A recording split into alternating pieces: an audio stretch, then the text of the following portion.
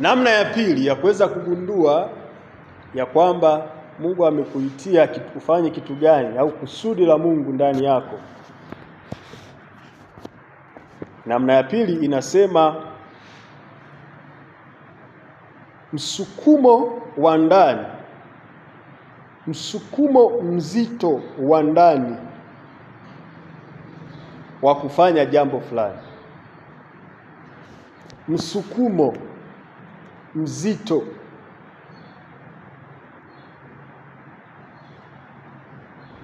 a strong desire. Naposema msukumo mzito, inasema ile a passion, a strong passion, yani ni kile kitu ambacho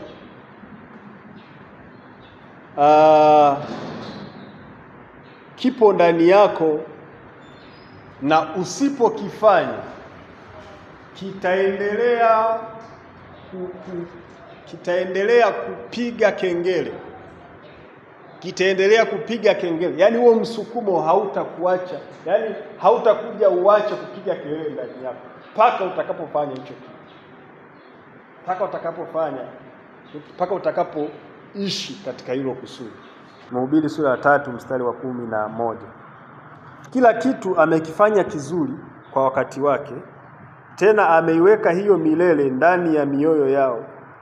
Ila kwa jinsi mwanadamu asivyoweza kuivumbua kazi ya Mungu anayoifanya tangu mwanzo hata mwisho. Sasa nataka upigilie mstari neno milele au umilele. Umilele. Narudia tena, anasema kila kitu amekifanya kizuri kwa wakati wake, tena ameiweka hiyo milele ndani ya mioyo yao. Ili kwa jinsi mwanadamu asivyoweza kuivumbua kazi ya Mungu anayoifanya tangu mwanzo hata mwisho. Kitu hichi ambacho kina msukumo wa ndani, wa mtu kwamba anatakiwa akifanye, Biblia inasema kimewekewa umilele. Kimewekewa umilele. Yaani maana yake ukiamka unakisikia hicho kitu ndani ya moyo wako. Ukilala unakiona kinasimama.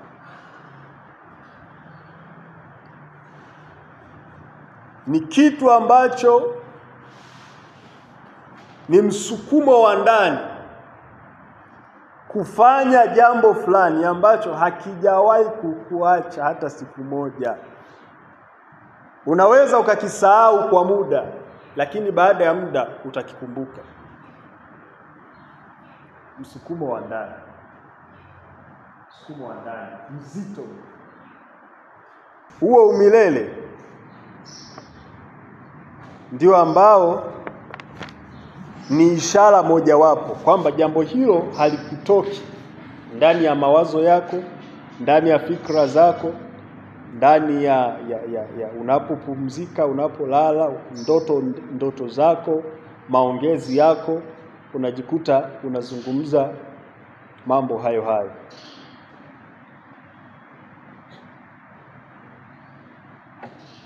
Tunajua kwamba kusudi la kuwepo hapa duniani tayari Mungu aliliweka kabla ya sisi kuumbwa. Kwa maana tunasema Mungu ni Alfa na Omega. Mungu ni mwanzo, yani yeye ndio ambaye anaifanya ile mwanzo. Yani yeye ndio huo mwanzo wa wakati, wa muda, na yeye ndio mwisho. Yeremia aliambiwa kwamba kabla sijakuumba, yani kabla nalikujua tangu uko tumboni mwa mama yako, na nalikuweka kuwa nabii wa mataifa. Kwa hiyo kabla ya kuumbwa Mungu tayari alishajua kusudi lako. Yaani Mungu sio kwamba anakuumba alafu ndio anaanza kufikiria kwamba sasa huyu sijui nini, huyu sijui huyu nimweke kwenye nafasi gani. Yaani Mungu hana hicho kitu. Bwana Yesu asifiwe. Yaani Mungu hakuumbi alafu ndio eti katikati ya safari aanze kukufikiria kwamba hivi huyu jamaa sasa, huyu jamaa niweke kusudi hili ndani yake. Yaani hana hiyo shughuli.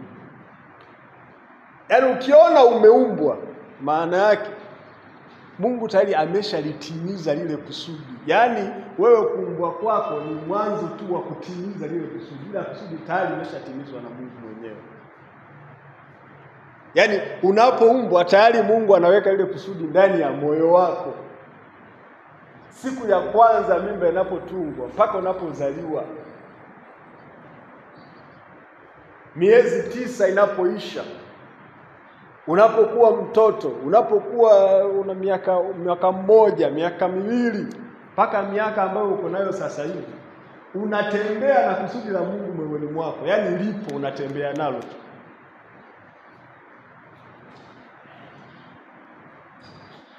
Na kwa sababu yeye anamaliza kitu kabla ya kukianzisha, yaani anatangaza mwisho kabla ya mwanzo, maana yake jambo hilo la umilele ambalo lipo ndani yako, ambalo Mungu analiweka mwenyewe kwa njia ya mawazo, kwa njia ya fikra, kwa njia ya ndoto, jambo hilo lazima lionyeshe picha ya baadaye au ya umilele au ya utimilifu, kwa sababu wewe tayari umeumbwa katika kusudi hilo na Mungu alikujua katika kusudi hilo.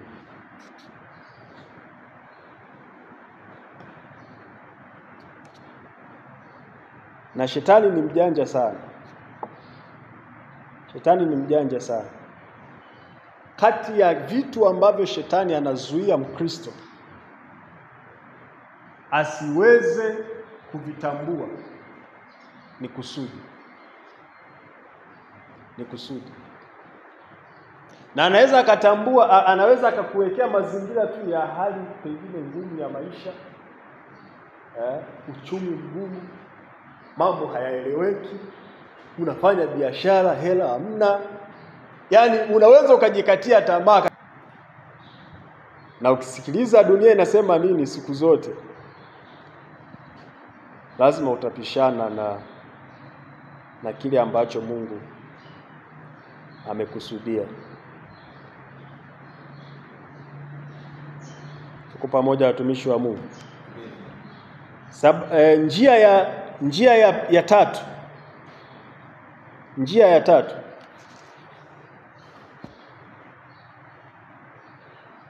Kutambua jambo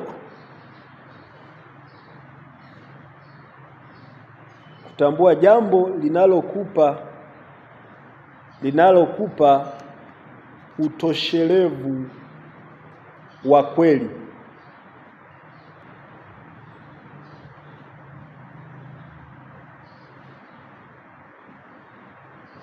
Sasa kabla ya kwenda hiyo ya tatu,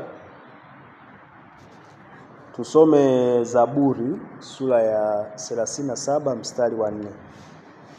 Kabla kwanza kwenda hiyo ya tatu, kuna kitu hapa nimekumbuka. Tusome Zaburi sura ya 37 mstari wa 4. Zaburi. Sasa haja hizi za moyo wako sio zile ambazo wewe sijui nisemaje, yaani sio zile ambazo yaani ukiamka tu asubuhi unatamani hiki, unamuomba Mungu akupatie. Ukiamka kesho unatamani kingine, unamuomba Mungu akupatie. Ukiamka kesho haja hizi za moyo wako ambazo anazungumza Mungu atakupa ni zile haja ambazo kwanza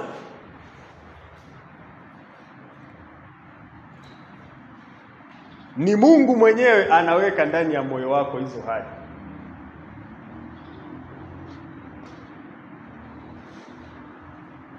Hizo haja hizo ni Mungu mwenyewe, au hayo matamanio hayo. Biblia sehemu nyingine inasema, kwa Kiingereza anasema take delight in the Lord and he will give you the desires of your heart. Sasa matamanio haya ya moyo au haja ya moyo wako ambazo Mungu anasema atakupatia,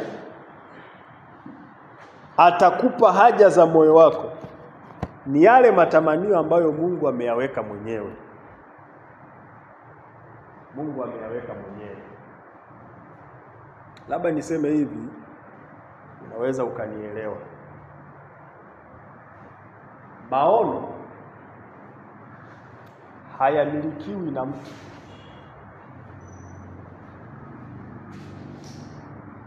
Maono hayamilikiwi na nani? Na mtu. Kusudi la Mungu halimilikiwi na mtu. Analimiliki Mungu mwenyewe ndani yako.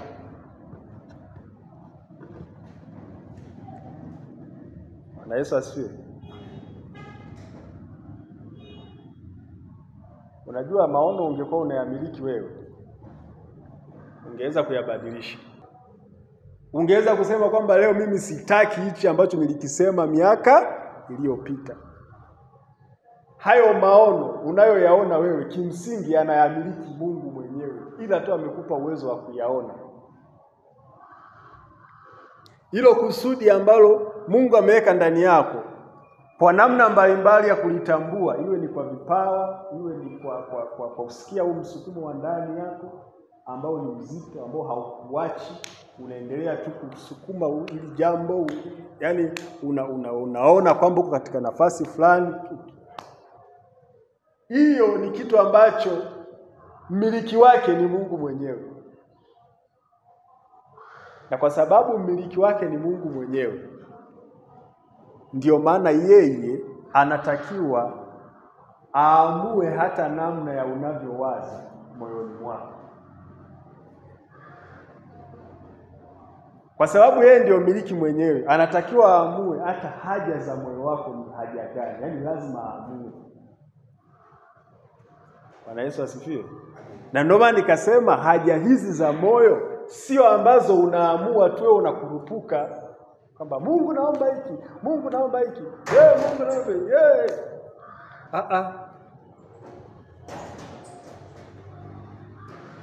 Na haja hizi za moyo ambazo Mungu anaweka ndani ya moyo wako kupitia neno lake, kupitia Roho Mtakatifu, anaweka ndani ya moyo wako.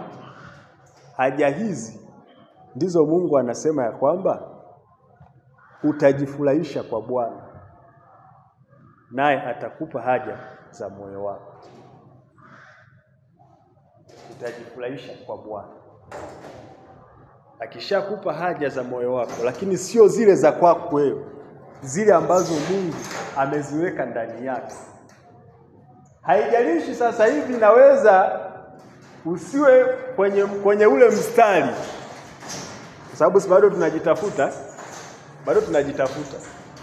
Inawezekana sasa hivi bado hujaona kitu, na unaweza ukazani kwamba hamna kitu bwana, mbona mimi natoboa tu, namuomba Mungu anifanikisha na nini na nini. Lakini lazima hizo haja au hayo matamanio yataibuka tu ndani ya moyo wako, utake usitake. Utake usitake. Kwa hiyo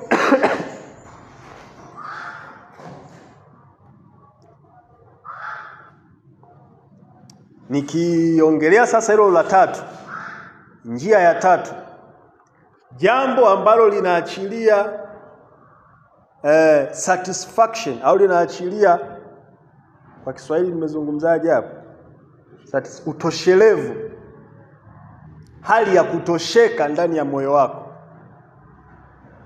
unaweza ukaandika sasa huo mstari, Zaburi 37 mstari wa 4. Utoshelevu. Utoshelevu. Waefeso sura ya 2 mstari wa 10.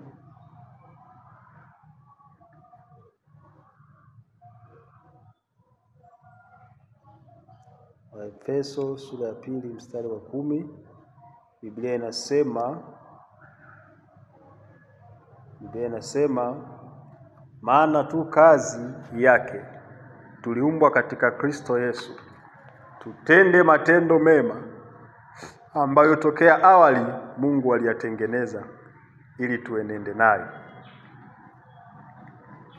Maana tu kazi yake tuliumbwa katika Kristo Yesu tutende matendo mema ambayo tokea awali Mungu aliyatengeneza ili tuenende nayo. Tokea awali Mungu aliyatengeneza ili tuenende nayo. Tokea awali Mungu aliyatengeneza ili tuenende nayo. Tokea awali Mungu aliyatengeneza ili tuenende nayo. Kuna mambo ambayo Mungu wakati anakuumba, nazungumzia hilo eneo la kusudi, Mungu tayari alishatengeneza njia kwamba utatembea katika hali, katika matendo hayo, katika njia hiyo, katika aina ya maisha fulani utakayoishi hapa duniani. Mungu anasema alidesign hayo tangu awali. Yaani hayo matendo, hiyo kwa lugha nyingine, yani matendo pale unaweza sasa ukaamua kuinyambua. Inaweza kawa ni matendo, inawezekana ni mawazo, inawezekana ni fikra, inawezekana ni aina ya maisha, inawezekana ni mipango ya maisha yako. Hiyo mipango Mungu alishaitengeneza tangu awali.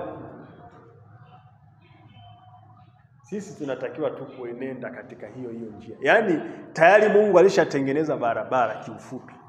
Sisi tunatakiwa tu kutembea kwenye ile barabara. Na ndio maana tunatakiwa tuwe makini sana. Maisha tunayoishi, mipango tunayopanga, mawazo tunayowaza,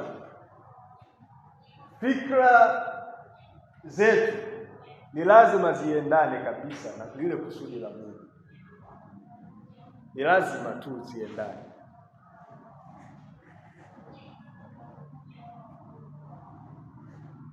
Kwa sababu hatari ya kuendana katika hiyo unaipata katika Wakorinto wa pili sura ya 10 mstari wa 5. Wakorinto wa pili sura ya 10 mstari wa 5. Ila tusome hapo utaona kitu. Wakorinto wa pili sura ya 10 mstari wa 5. Tukiangusha mawazo na kila kitu kilichoinuka kijiinuacho juu ya elimu ya Mungu, na tukiteka nyara kila fikra ipate kumtii Kristo.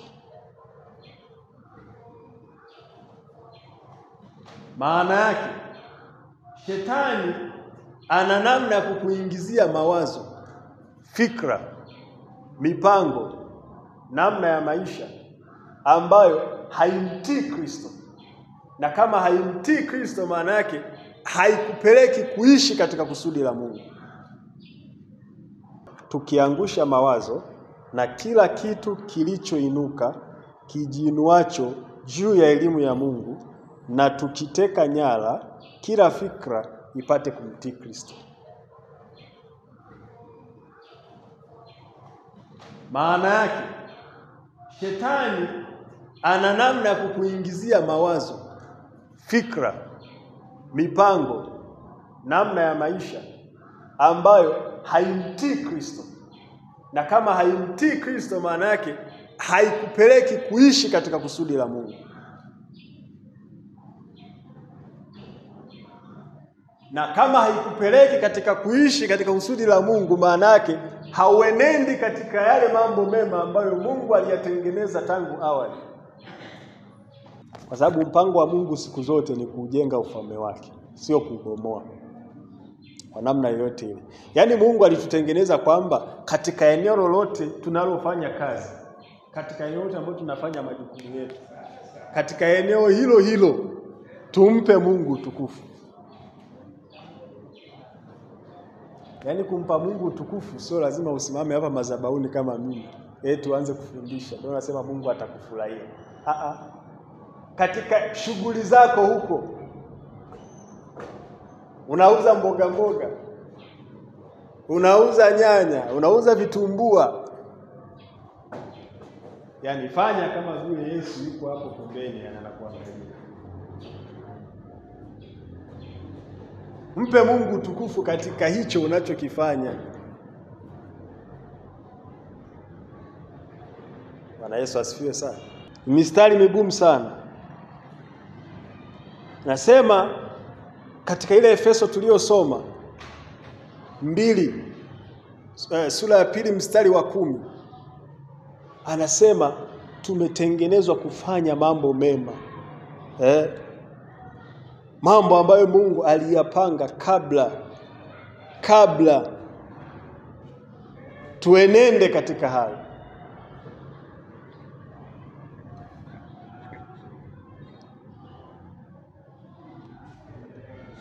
Niko kwenye ile pointi ya 3. Mambo ambayo yanaachilia utoshelevu. Mambo yanayoachilia utoshelevu. Tunafahamu habari za Yona. Soma Yona sura ya 1 nzima na sura ya 2. Utaona vile ambavyo Yona alivyoambiwa na Mungu aende katika ule mji wa Ninawi. Lakini akakataa.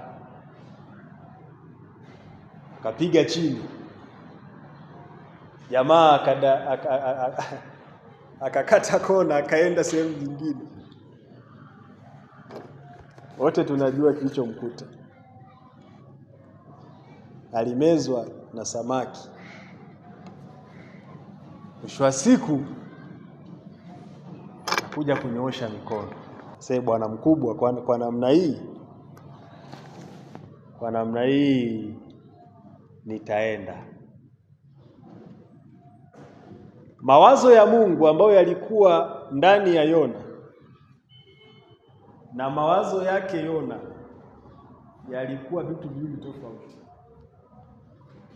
Na ndio maana kama ulisikiza mwanzoni nilisema kwamba haja za moyo ambazo ninazungumza hizi, ambazo anasema Mungu atakupatia, ni lazima ziendane na zile haja ambazo Mungu ameweka. Yaani mawazo anayokuwazia Mungu wewe unayajua? Unayajuaje? Kupitia neno lake. Na wewe sasa umeokoka kupitia Roho wake Mtakatifu, anaweza kuzungumza na wewe. Ukipishana tu na mawazo ya Mungu kwako wewe, yaani mawazo ya Mungu kwako yakawa ni tofauti na vile wewe unavyojiona, tayari umekwisha kupishana. Mungu anajibu haja, anakupa haja za moyo wako, lakini zile ambazo zinaendana na kile ambacho Mungu ameweka kwako, kile ambacho Mungu amekitafsiri kwako.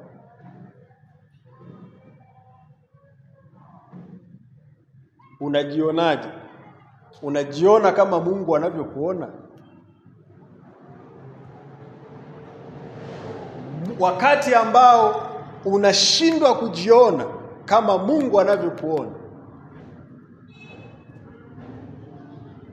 ukatafsiri tofauti, ukawa na mawazo tofauti. Yeremia 31 mstari wa 33. Biblia inasema,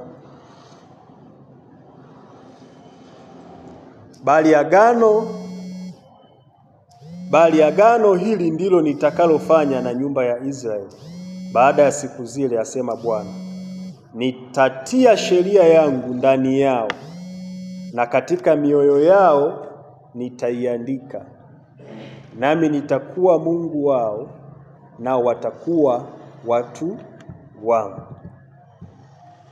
Nataka tu yaone haya maneno, nitatia sheria yangu ndani yao, na katika mioyo yao nitaiandika, nami nitakuwa Mungu wao. Anaposema nitatia sheria yangu, maana yake nitatia neno langu.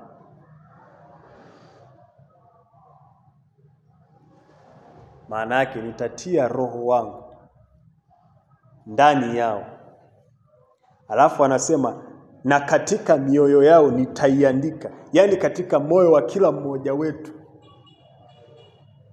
hilo neno la Mungu Bwana anatamani liingie ndani kila siku, uliishi hilo neno, likujae, uwe mtu wa neno. Alafu matokeo yake sasa, neno likishakuwa katika moyo wako, anasema nami nitakuwa Mungu wao, nao watakuwa watu wangu.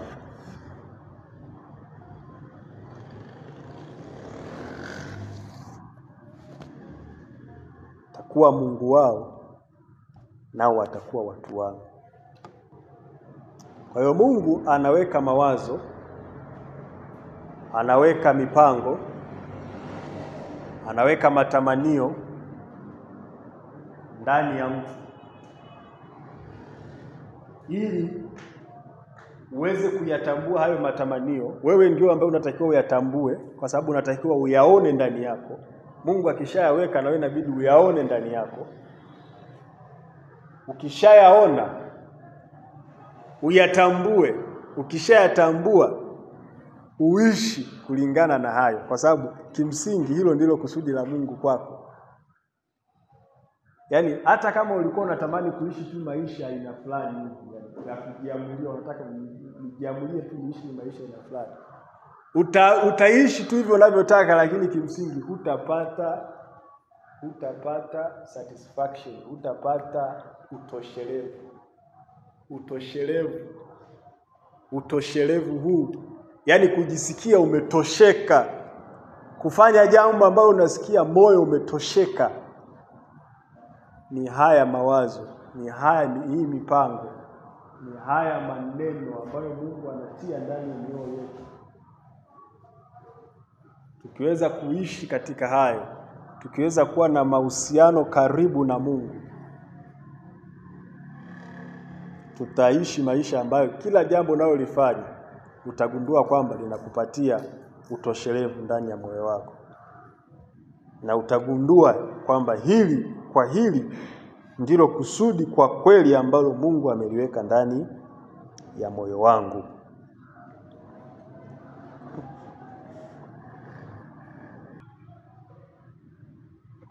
Mhubiri sura ya 3 mstari wa 13. Ile ya kwanza tulisoma 3:11. Hii ni 3:13. Nasema hivi, tena ni karama ya Mungu kila mtu apate kula na kunywa na kujiburudisha kwa mema katika kazi yake yote. Mhubiri ngapi? 3:13. Tusome kwa pamoja. Tena ni karama ya Mungu.